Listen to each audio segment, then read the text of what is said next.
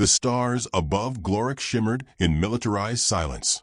On the surface, however, there was chaos, the kind only bureaucracy could manufacture. In the massive diplomatic receiving hall of the Galactic Peace Corps' Western Arm, a collection of the galaxy's most polished generals, chancellors, and lords stood assembled, watching the sky through a crystal glass dome that had cost 2 moons GDP to build. They were waiting for Earth's finest. The Andulian delegation whispered in low clicks. The Crintaa representatives rubbed their silken antennae with reverence. Even the six-eyed governor of Jern V held a tablet, eager to record the words of the famed Terran generals. Earth's military was legendary, efficient, decisive, innovative. And this mission was delicate. The rebellion on the Outer Rim had metastasized into full-scale insurgency. Half the system was threatening to secede. The Galactic Senate needed Earth's influence, their cold discipline and protocol, to restore balance. But something fell off. The silence was broken by a screeching noise, like a dying synth whale colliding with a freight hauler. All heads turned upward. The shuttle didn't glide in. It plummeted. A stolen Laric 5 model dropship, covered in unpainted panels, missing 2 stabilizers, and trailing smoke like an artistic insult, spiraled toward the designated landing pad with the grace of a drunk ferret in a hurricane. Is that them?" someone whispered. The ship skipped off the edge of the landing platform, tumbled sideways, and slammed into the tarmac with a groan of twisted metal. For a long, dreadful moment, nothing happened. Smoke hissed. Sparks sputtered. Then the side panel exploded off. Out stepped a woman in high-powered Terran armor painted black and bubblegum pink, dragging a plasma chainsaw behind her. She removed her helmet. The word Barbie was scrawled in glitter paint across the side. Her hair was shaved short on one side, dyed ultraviolet on the other, and a sticker of a smiling cartoon cat adorned her shoulder plate. She cracked her neck. "Well, that went better than last time," she said cheerfully. A man followed, casually biting into a still-steaming burrito. His beard was unkempt, his eyes vaguely amused, and his armor bore soot marks and what looked like barbecue sauce. He nodded politely at the stunned assembly. "Hope y'all got bathrooms. Valdez did spicy food this morning." Behind him came a wiry man wearing heavy explosives like jewelry, tossing a grenade in one hand like it was a baseball. His helmet had a sticker that read, "Hold my beer." The fourth figure emerged last, a tall, clean-cut man in a press suit, carrying a clipboard. His smile was calm, measured, professional. "Dr. Vesper," he said, as if announcing an art exhibit. "Licensed therapist. Mostly. And I believe I speak for all of us when I say," he looked over his clipboard at the horror-struck crowd, "this is a bit fancier than the usual hellholes we get thrown into." Security drones scrambled toward the team. Valdez revved her chainsaw. "Easy," Vesper said, still smiling. "She's not going to slice anyone unless they touch her burrito stash." Valdez added, "Or my armor decals. I will end you over Hello Kitty." Governor Zool of the Andulian race, a being resembling a walking prism with limbs, floated forward, flickering with diplomatic confusion. "Forgive our curiosity, but are you Earth's appointed generals?" "God, no," said the bearded man. "I'm Uncle Ron, ex-lifer. Did 10 years for arson. But they let me out if I agreed to only light other people's stuff on fire. Technically, I was dishonorably discharged and banned from 6 Earth nations," said Valdez proudly. "But I'm fun at parties." The grenade juggler saluted. "Corporal Mitch. Call sign Boomerang. Because I always come back. Also because my explosives tend to do that." Dr. Vesper closed his clipboard. "This is the team.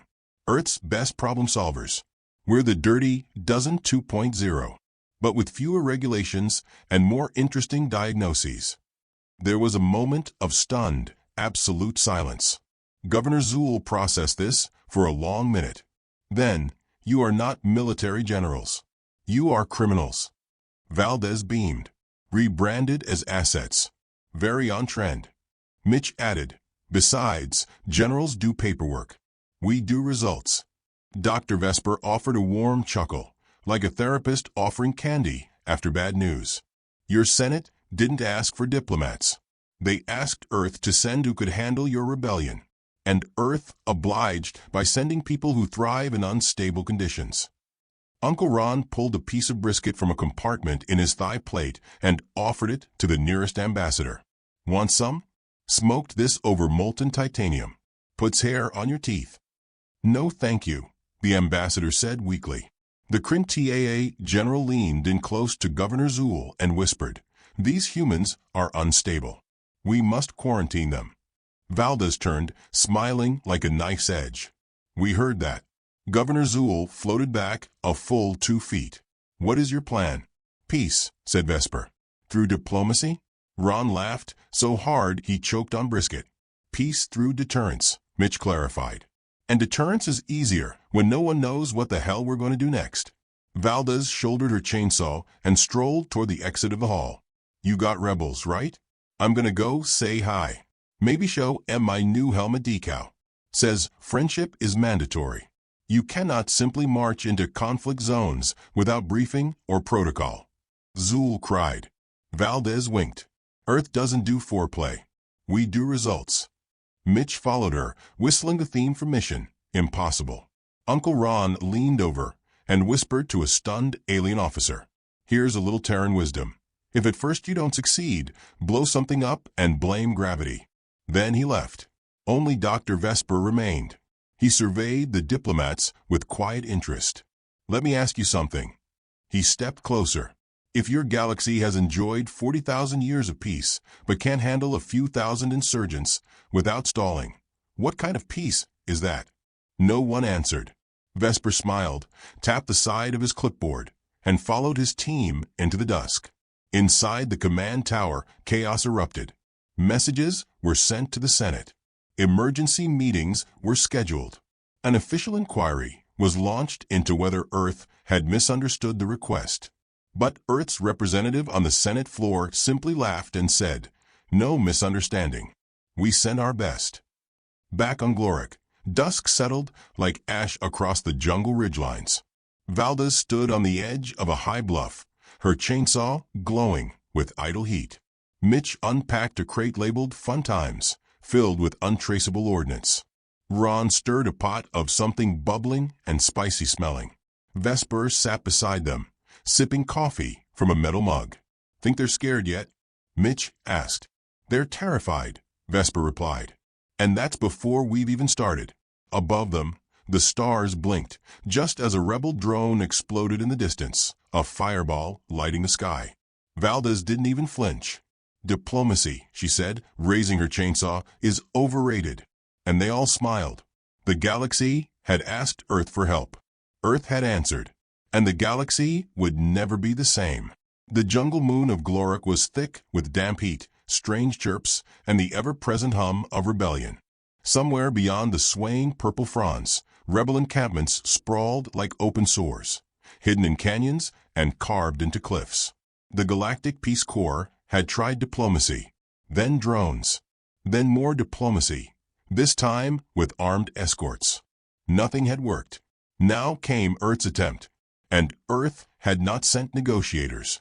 Chainsaw Valdez kicked open the hatch of the dropship and stepped into the mist with the casual swagger of someone who mistook war for a game show. Her armor hissed as it adjusted to the atmosphere, adapting to the rising humidity and unfamiliar pollen. Behind her, Mitch jogged down the ramp while juggling 2 thermal grenades like he was warming up for Little League. "Remind me again what our orders are," he asked. "Establish peace," Valdez said, pulling the starter on her plasma chainsaw with a satisfying VRRT. "Or what passes for it. Define peace. No more rebels breathing." "Got it." He grinned, then added, "You think they've got radio towers?" "I brought that EMP goat." "You named it again?" "Charles. Charles the negotiator." Valdez groaned. "This is why no one on Earth trusts us with missions anymore." Uncle Ron emerged last, his barbecue smoker mounted to his exosuit, venting spices into the foliage with lazy plumes of applewood and death. He looked around the clearing with mild disapproval. "Too wet. Smoke doesn't rise. Gonna be a nightmare getting flavor to stick." Dr. Vesper stood a few paces behind, arms crossed, calmly watching their surroundings with the ease of a man attending a museum exhibit rather than entering a combat zone. He tapped his tablet and spoke without looking up. "We're within 20 kilometers of the rebels' forward base. Standard practice would be reconnaissance, silent movement, gathering intel. Fortunately, none of you understand the meaning of standard." "That word sounds boring," Valdez said, slicing through a tree in her way. "Recon is for people who haven't already made a statement," Mitch said, cracking his neck. "You made a fireball," Vesper corrected, "which is less of a statement and more of a universal declaration of poor impulse control." "Still worked," Mitch replied. The trees thinned to reveal a downed alien supply convoy, 3 wrecked skimmers riddled with plasma bolts, half buried under collapsed trees. A Galcor squad was already there, trying to assess the damage. One of the alien officers looked up as the humans emerged from a foliage and visibly stiffened. "Terran units," the officer called, antennae rising in alarm. "This is a secure zone." Valdez strode past him without pause, revving her chainsaw. It was. Now it's fun-sized. Mitch dropped to his knees beside a broken transport crate and pulled out a cracked bottle of alien liquor. "Oh, Glorkin Firedew. This stuff will clean armor and your soul." "Please vacate the area," the officer insisted. "You're not authorized." "I'm authorized by Earth," Valdez snapped. "That means if I say this pile of wreckage is a picnic spot, it's a picnic spot." Uncle Ron handed the officer a plate with a smoky, sizzling meat slab on it. The alien recoiled in confusion. What is this?" "Peace offering," Ron said. "Rib of something local. We'll name it later." The squad continued on, cutting through brush, descending into the canyons where rebel scouts had last been spotted. Vesper took notes. Ron hummed an old Earth blues tune. Mitch debated with himself out loud about whether detonating the cliff face was overkill or strategic landscaping. They found the rebels just before sundown. 24 armored fighters crouched behind scrap metal barricades, guarding an ancient tech outpost long since buried in vines and moss. The humans didn't slow down. Valdez, standing in plain view, waved. "Hi. We're here to talk about your life choices." The response was immediate. Blaster fire lit up the sky. Trees exploded into splinters. Bolts ricocheted off Valdez's armor like mosquito bites. She rolled her neck, activated her mag boots, and walked through the barrage with a manic grin. Behind her, Mitch clicked something and yelled, "Hold my beer," before vanishing in a blur of smoke and unlicensed pyrotechnics. Ron set up his grill. Vesper calmly sat cross-legged on a nearby stone and began recording the enemy's engagement patterns. "I estimate 5 minutes until full rout," he muttered. "You're being optimistic," said Ron. "I'm predicting 3. The firefight intensified. Valdez dove over a barricade, landed in the middle of 3 rebels, and chainsawed a blaster in half without harming its wielder. "You shoot like a politician," she laughed, kicking him into a mud wall. Mitch reappeared in the middle of the compound with a thermal mine in one hand and a badly singed rebel helmet in the other. "Whoops," he grinned. "That one hit a bit hard. Hope his brain had insurance." Blasters fell silent within minutes. The rebels scattered. Some dropped their weapons. One threw his helmet at Mitch and screamed, "You people aren't soldiers. You're chaos in suits." "That's accurate," Mitch said, nodding solemnly. Vesper stood up and clapped his hands once. "Excellent work. Minimal structural damage. Relative to your last mission." "Relative," Ron said, flipping a sizzling skewer. "Which means more than none, but less than crater." They didn't kill everyone. That was the surprise. The rebels they captured were tied gently to trees using paracord and rehydrated noodles. Mitch said it added flavor to the air. Valdez took one rebel's helmet, spray-painted "Nice Try" across the top, and gave it back. One of the rebels, a young alien woman with 4 eyes and soot-smeared cheeks, spat at Valdez as she walked past. "You think you've won?" "Nope," Valdez said, offering her a protein bar. "Just getting started." "You're insane." "True. You humans are monsters." Ron strolled by with a plate of sizzling meat. "We prefer underappreciated problem solvers." That night, around the campfire, set in the ruins of the rebel outpost, the squad debriefed. This was supposed to be a joint operation, Vesper said, sipping hot CAF from a collapsible mug. We were expected to follow protocols. You read the protocols? Valdez asked, stunned. I skimmed. Mitch leaned back against a still-smoking wall. We sent a message today. Not just to rebels. To everyone. Valdez nodded. Earth doesn't just win fights. We end them. With flair. Ron served a plate to one of the bound rebels. You want to surrender officially, or let the meat do the talking? The rebel looked at the ribs. Then at the chaos around him. Then sighed. Can I pick the sauce? By morning, the outpost flew Earth's flag, spray-painted, uneven, and upside down. Valdez said it was a metaphor. No one argued. The Galactic Peace Corps arrived 2 hours later, late to their own plan. They found the base quiet, intact, filled with surrendered rebels and a makeshift grill pumping out smoke like holy incense. The Peace Corps commander was pale and trembling. You pacified them? Yes, Vesper said. But how? With teamwork, Mitch said, holding up 2 fingers and miming an explosion. And moderate fire. And meat, added Ron. You can't just burn your way through diplomacy. Valdez raised her chainsaw. Worked, didn't it? The commander stared at her, then at the rebels. One of them was helping Uncle Ron grill vegetables. It had worked. And that was the problem. Peace had come to Gloric, not because of politics or treaties or drone surveillance, but because Earth sent its worst, and somehow they were the best option. As the sun rose behind the fractured cliffs, the human squad loaded back into their drop shuttle. Their mission here was done, for now. But the message had been sent. Earth solved problems, with chainsaws, barbecues, and absolutely no regard for rules.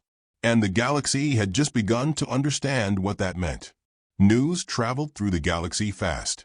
Memes traveled faster.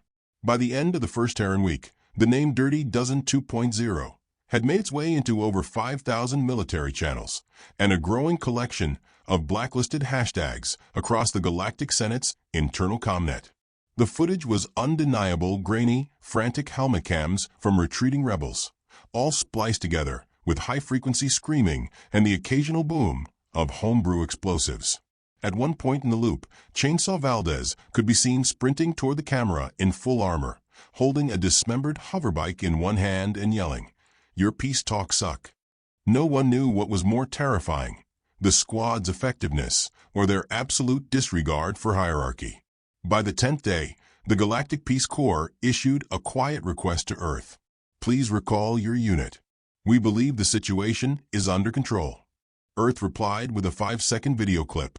Corporal Mitch shirtless, covered in soot, grinning into the camera, while pointing to a massive burning rebel flag. In the background, Uncle Ron danced while flipping meat. The subtitle read, "Under control is our middle name." The Senate didn't know whether it was a threat or a signature. By the 12th day, 5 minor rebel factions had sued for peace, not with the galactic government, but with Earth directly. They offered information, resource caches, even planetary rights, just to be left alone. The council convened a special session. Ambassador Zool, flickering with strain, addressed the room. This Terran unit is not solving the problem. They are becoming the problem. A dozen holographic heads nodded in agreement. They are not soldiers, the Tsar diplomat hissed. They are narrative disruptors. The Jern V senator adjusted his monocle. We requested order. They delivered chaos. An aide entered the chamber breathless. Apologies, council. There's just been an event. What kind of event? The aide gulped. They have kidnapped a moon. Silence. Ambassador Zool spoke with a grave chill of someone discovering a dead pet under their hovercar. What do you mean kidnapped? They towed it. Orbital footage confirms. They attached propulsion engines. Moved it about 300 kilometers off its natural axis. It's drifting. The room erupted. Why? How? To what end? They said it was. The aide squinted at his notepad, getting in the way of their scenic barbecue view. Every representative in the chamber simultaneously reconsidered their career choice. Meanwhile, on Gloric, the squad was settling into their own kind of rhythm. The new base, once a rebel stronghold, now a half-barbecue joint, half-battlefield hospital, buzzed with activity. Flocks of ex-insurgents wandered around carrying boxes, rebuilding broken solar panels, and nervously laughing whenever Valdez walked by. She wore her chainsaw like a purse, swinging it over one shoulder, chewing a piece of dried mango, sunglasses perched low on her nose. "Anyone touches my ribs, they lose a finger," Ron shouted from the smoker. "And I'm out of sauce." Mitch ran by, arms full of fusion coils, cackling like a kid on Halloween. "We're making fireworks." Valdez blinked. "It's 10 in the morning." "I know," Mitch shouted. "It's training." Vesper walked the perimeter calmly, tablet in one hand, sipping from his titanium thermos. He'd taken to writing a book in the evenings. Chapter 1. Peace is overrated. That morning, an emissary arrived. He didn't knock. He didn't ask. He simply landed his polished cruiser in the middle of the field, stepped out in full ceremonial robes, and held out a white banner with the Senate's insignia. Uncle Ron narrowed his eyes. "What's that?" "A surrender." The emissary cleared his throat. "I bring word from the Galactic Council. A proposal." Valdez leaned on her chainsaw. "Go on. But if this ends in a speech, you lose a kneecap. The Council would like to negotiate the withdrawal of your team." "Funny," said Mitch, sticking a lit fuse into a pumpkin. "We were about to negotiate for your cruiser. It looks comfy."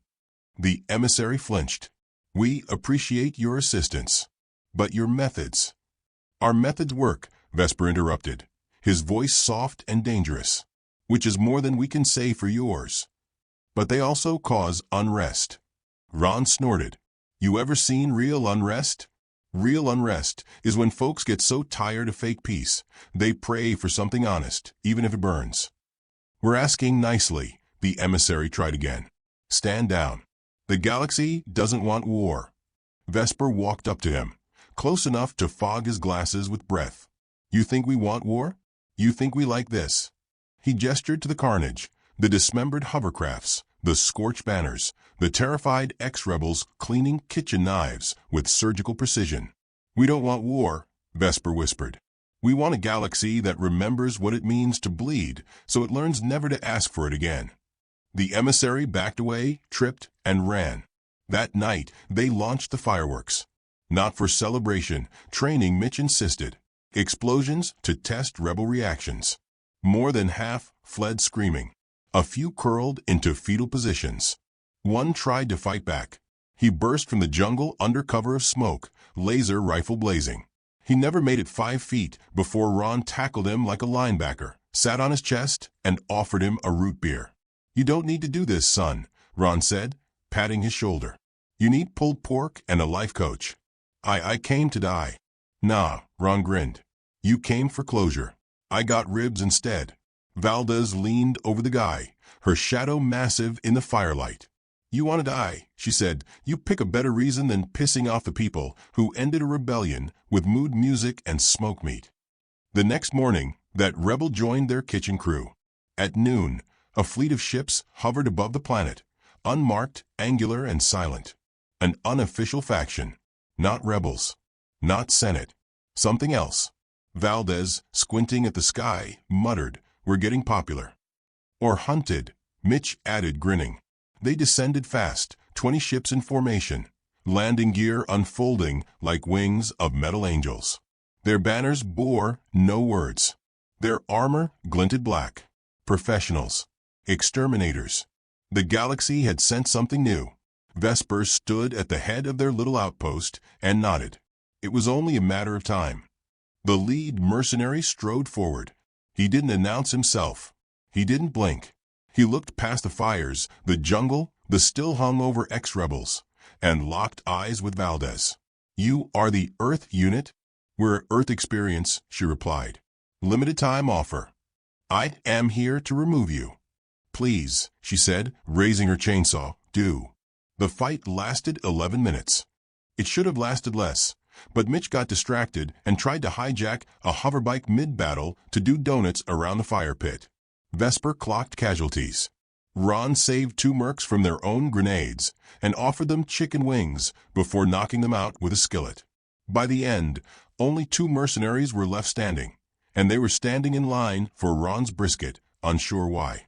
The rest had been driven off, tied up, or offered motivational pamphlets by Vesper titled Surviving a Human Encounter.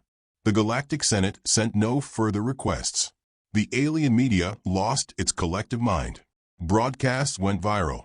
Terms like the chainsaw doctrine, meat-based diplomacy, and barbecue blitzkrieg became cultural shorthand for unorthodox success. In bars across neutral space, grizzled fighters toasted Earth's mad squad. Some laughed. Others cried. A few just watched the footage on loop, whispering. They smiled the whole time. One high-ranking military tactician from the Voss Confederation declared, "Earth has fundamentally broken war." Peace talks resumed, not because of negotiations, but because rebel leaders feared being liberated by humans. It was one thing to lose, another to lose with your pants on fire and a rib bone taped to your helmet that said "nice try." Valdez walked the camp perimeter one night, quiet for once. She paused beside Vesper, who sat scribbling in a small notebook, the fire reflecting in his glasses. "They're scared," she said. "Of course they are. Even the good guys." "Especially the good guys," Vesper said. "They've built order from illusion. We reminded them how fragile it is." "Are we the bad guys?" she asked genuinely. Vesper looked up, smile warm and terrible. "No, we're the needed guys." Mitch snored nearby, curled around a missile he'd named Barbara. Ron hummed a lullaby as he cleaned his knives. Valdez looked up at the stars. "Think they'll come back?" "Oh, definitely," Vesper said. "But next time, they won't pretend they're here for peace. And us, we'll pretend even less." She nodded once, satisfied. Behind them, a banner fluttered over the smoldering camp. Scrawled in red across white cloth, "Earth sends results." And in orbit, watching through cold glass and trembling data feeds, the galaxy realized it had awoken something far worse than war. It had awoken Earth's sense of humor. The Galactic Senate had no more words, only silence and fear. Across 10,000 systems, war had receded not because of peace accords, but because entire factions had turned themselves in at the mere mention of Earth's name. No demands, no conditions, just surrender. They had tasted diplomacy from Terran hands, and it had teeth. Every time a conflict stirred, someone would whisper the legends. The chainsaw woman with a glitter helmet, the man who barbecued during firefights, the one who smiled as he documented your psychological collapse. And then there was the one who laughed while throwing fireworks into enemy bunkers. No military doctrine accounted for them. No predictive algorithm could model their behavior. They were chaos weaponized, humor sharpened, and Earth's unspoken message to the galaxy. If this is what we send first, don't ask what we'll send next. Now aboard the orbital dreadnought Aurora Resolve, the final meeting was taking place. Valdez adjusted her plasma chainsaw's sling as she leaned against a polished marble column in the center chamber. The council had requested their presence in person this time, likely because long-range communication failed to convey just how much Earth's team disregarded protocol. Mitch was upside down in a hover chair, fiddling with a detonator that Vesper had strictly forbidden him from touching. Ron stood behind a makeshift grill powered by fusion coils, whistling as he basted meat that he claimed was imported from the last idiot who tried to assassinate them. Vesper sat cross-legged in the center, calm and watchful. The senators eyed him the way children eyed a sleeping wolf. "You've destabilized 5 major rebel coalitions," Senator Zool began, tone clipped. "Erased 3 unauthorized fleets. Interrupted 7 peace talks. You destroyed a moon." "A moon? It was in the way," Valdez replied. "Also, gravity's overrated." Zool continued, more shrill now. "You turned one of our most sacred treaties into a drinking game." "Don't forget the part where we won," Mitch chimed in, flipping upright. They were laughing and crying. "Art really?" "The point is," Vesper said smoothly, "we did what you couldn't. We didn't talk about peace. We enforced it. The galaxy wasn't suffering from a lack of diplomacy. It was infected by apathy, cowardice, and a comfortable rot. We just burned out the disease." "This isn't medicine," spat the czar diplomat. "It's madness." "Maybe, Vesper said with a gentle smile. But tell me, is anyone still fighting? The room fell quiet. Ron strolled into the silence, wiping his hands on a napkin made of tactical cloth. See, here's your problem. You folks thought peace was made in meetings. Nah, it's made when the people who like chaos realize someone worse is out there. Someone with a smoker, an attitude, and a side of coleslaw. Valdez tilted her helmet forward, hiding her grin. You didn't want soldiers. You wanted symbols. A message to the rest of the galaxy that poking your shiny little empire gets you fire, noise, and a therapy bill. A silence settled on the chamber, and then laughter. One of the senators, ancient and scaled with age, barked out a deep chuckle. You're not generals, he said. You're lunatics. We're lunatics with an 89% success rate, Vesper said. You could have destroyed everything, Zul hissed. You nearly did. But we didn't, Valdez said. We didn't conquer, didn't loot, didn't declare ourselves warlords. We did what you asked. Peace, by any means. You never specified gentle. The doors to the chamber slid open, revealing a screen projecting a galaxy-wide map.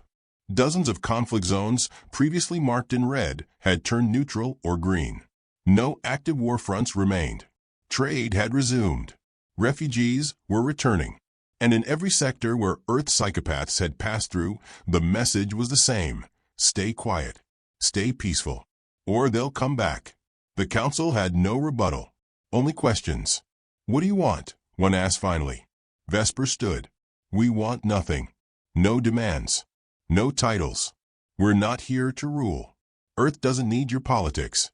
Ron raised a hand. Well, I wouldn't mind a spice shipment. Your paprika's top tier.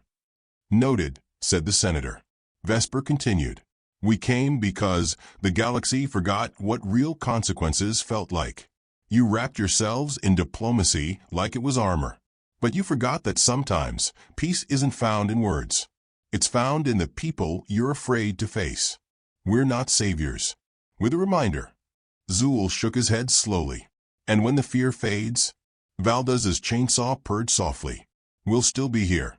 Later, back aboard their dropship, the squad reclined in silence as the Aurora Resolve became a glittering behind them. They were bound for Earth. A leave of absence. Or possibly exile. Earth hadn't said. They were just told, don't call us. We'll call you. Ron leaned back, arms behind his head.